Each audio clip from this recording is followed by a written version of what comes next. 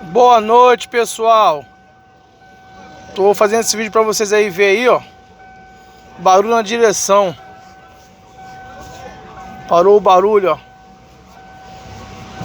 Tão fácil. Tão fácil. Vou mostrar pra vocês pegar aquela lanterna. Você não tem noção que eu aprendi no YouTube também. Troquei toda a correia. Troquei toda a correia do carro. Essa aqui é a correia da bomba de direção. Começou a travar. Começou a travar. Vamos fazer um vídeo que legal pra vocês verem aqui, ó. O travar, você não sabe da maior. A de baixo tava frouxa e a de cima tava bem apertadinha. Só que acontecia, ficava fazendo barulho e o pessoal tava todo mundo condenando a bomba de direção.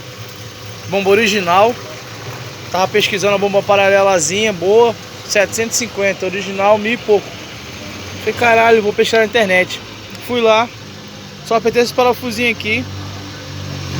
Afrouxei o alternador, tá ali embaixo. Aqui, ó, alternador ali, ó. Esse é o alternador ali, ó. Afrouxei o alternador.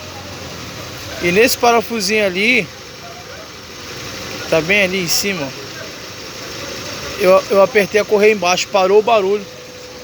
3 meses assim, esse barulho, arrumando dinheiro pra comprar a bomba. Hoje eu consegui finalizar.